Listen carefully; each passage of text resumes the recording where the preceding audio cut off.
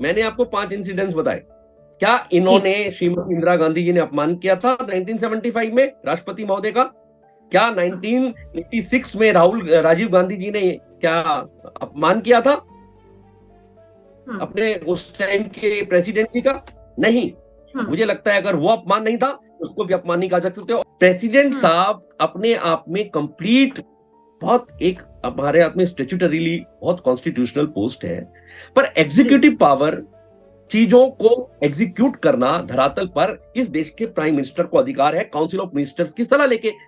Council of ministers ने अपनी सलाह देके अगर इनॉग्रेशन का उत्तराधिकार थंपिंग मेजोरिटी से आई हुई सरकार अगर प्राइम मिनिस्टर को देती है तो मुझे लगता है कि इसमें गैर कानूनी कुछ भी नहीं है। नमस्कार, लॉ स्ट्रीट जर्नल के Hindi channel law street Bharat में आपका स्वागत है। मैं हूं शिप्रा शर्मा। कांग्रेस संविधान के आर्टिकल 60 और आर्टिकल 111 का हवाला दे रही है। संविधान कहता है कि देश के प्रधानमंत्री को यह हक नहीं है कि वो देश की नई संसद भवन का इनॉग्रेशन करे। ये उन लोगों का कहना है। पूरा विपक्ष एकजुट है। काफी राजनीति इस पर हो रही है, लेकिन राजनीति के बीच कानून क्या कहता है, कानून इस पर क्या कहता है, ये बताने के लिए आज हमारे साथ सुप्रीम कोर्ट के सीनियर वकील, साथ ही उत्तराखंड सरकार के additional advocate general Sanjeev Uniyal ji जुड़े हैं। सर, स्वागत है लॉ स्ट्रीट जर्नल में आपका। नमस्कार सर। नमस्कार शिप्रा, सारे दर्शकों को नमस्कार। सर, राजनीति काफी हो रही है इस पर, कानून क्या कहता है? संविधान के बड़े जानकार हैं आप, क्या कहेंगे? शिप्रा, कानून जो है ना, मैं लॉ का स्टूडेंट रहा हूं जब से, मुझे लगता है only common sense is law, more than common sense is not law. मेरे सर हमेशा कहा करते थे ये बात कि सामाजिक परिस्थितियों को देखकर ही लॉ को गवर्न किया गया है और लॉ का इंप्लीमेंटेशन सामाजिक परिस्थितियों को देखकर ही होता है और होता रहा है। उसी से जो है ना कानून बनाए जाते हैं।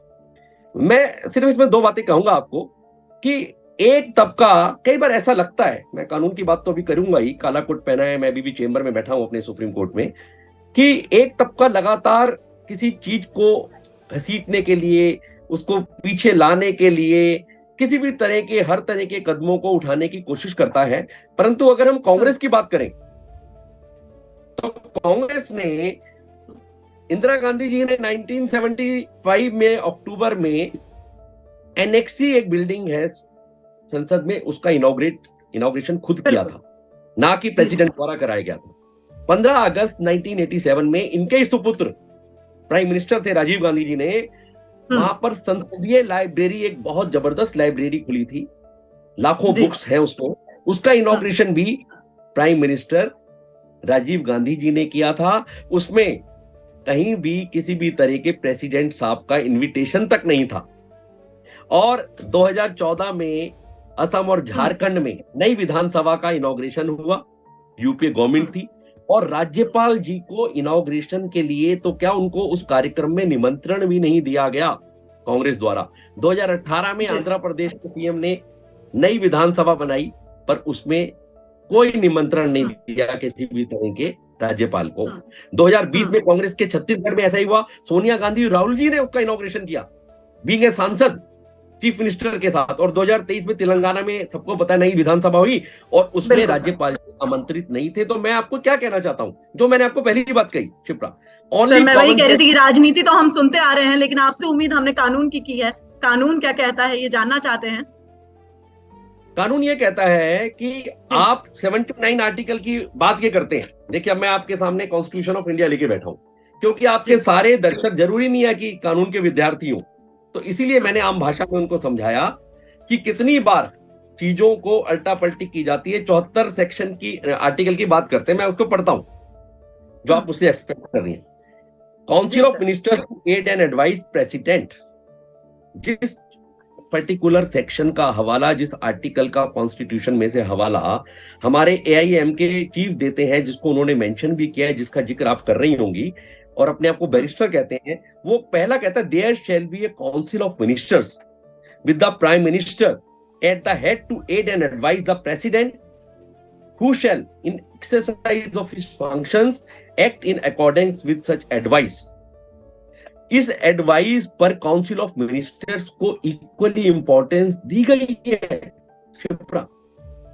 प्रेसिडेंट साहब अपने आप में कंप्लीट बहुत एक हमारे हाथ में स्टैट्यूटरीली बहुत कॉन्स्टिट्यूशनल पोस्ट है, पर एग्जीक्यूटिव पावर चीजों को एग्जीक्यूट करना धरातल पर इस देश के प्राइम मिनिस्टर को अधिकार है काउंसिल ऑफ मिनिस्टर्स की सलाह लेके। काउंसिल ऑफ मिनिस्टर्स ने अपनी सलाह देके अगर इनॉग्रेशन का उत्तराधिकार थंपिंग मेजोरिटी से आई हुई सरकार अगर प्राइम मिनिस्टर को देती है तो मुझे लगता है कि इसमें गैर कानूनी कुछ भी नहीं है। गैर कानूनी कुछ भी नहीं है। आर्टिकल 111 का भी हवाला दिया है सर, अनुच्छेद 60 का भी हवाला दिया है। तो जिस तरीके से आप बता रहे हैं तो ये माना जाए कि जो संविधान का हवाला है यह हवाला ही गलत है। आगे बढ़ते हैं सर, हमारे दूसरे जो सवाल है वो ये कि क्या अब ये जो पूरा विपक्ष एकजुट हुआ है, ये एकजुटता जो है संविधान की आड़ पर, इसे कहा जा रहा है कि एक पॉलिटिकल इवेंट की तरह बीजेपी करना चाह रही है। अगर विपक्ष शामिल नहीं होता है तो क्या होगा? ये जब विस्टा बना उसमें भी आपने देखा कि किराए पर कितनी बिल्डिंग्स है, उनके करोड़ों रुपए किराया जाता है। अगर एक प्रॉपर्टी को ओन करके बनाया जाता है, स्ट्रक्चरल चेंजेस किए जाते हैं, चाहे वो 370-35 से हो, चाहे वो नोटबंदी हो, उसको भी जो है सुप्रीम कोर्ट ने आपको पता है एंडोर्स किया था।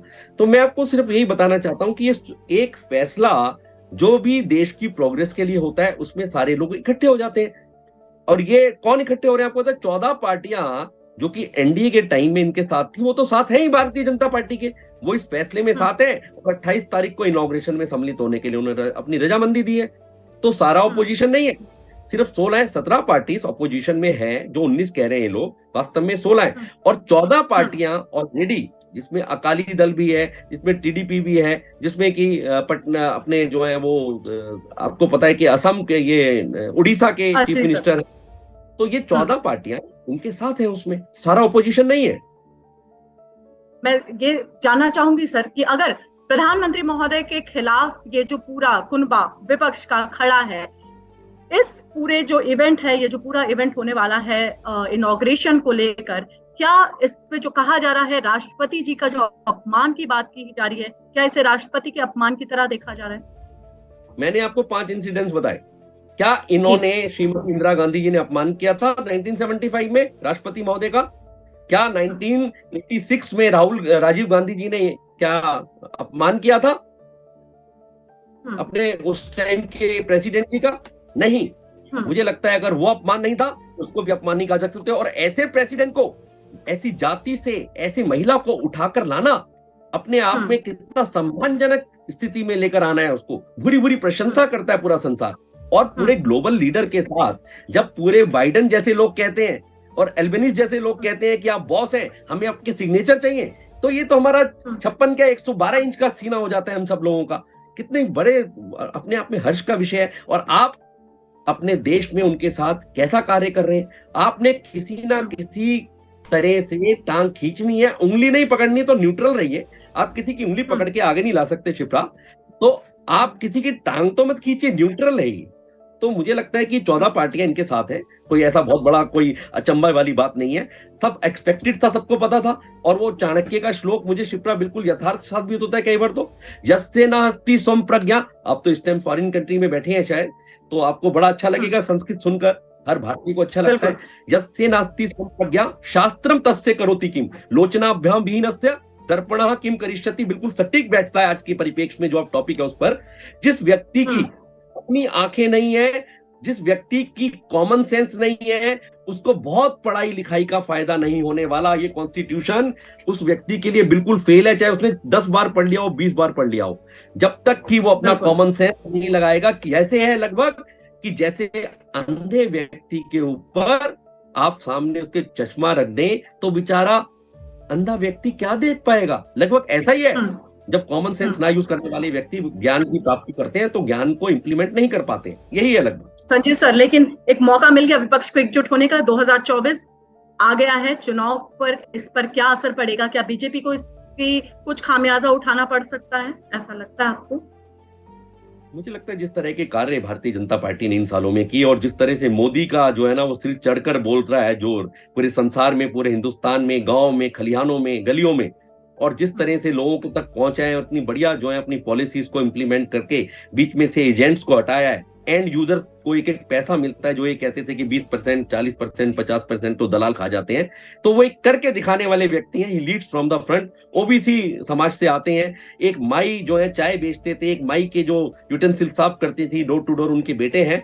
तो अब मुझे लगता है कि वो दिलों पर राज करते हैं हिंदुस्तान के, नहीं पूरे संसार के। तो इन सबके चोर चोर मचेरे भाई, है ना, चोर मचाए शोर, इनके इकट्ठे होने से कुछ नहीं होने वाला। वो इनॉग्रेशन वैसे भी बहुत ही भव्य रहने वाला है, आप सब लोग उसको कवर करने वाले हैं।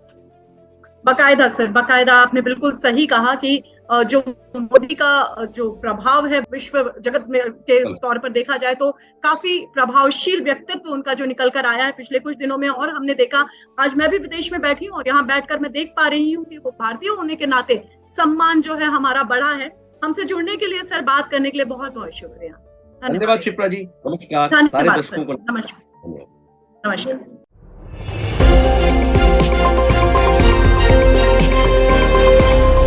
लॉ स्ट्रीट भारत, राष्ट्र के हित में।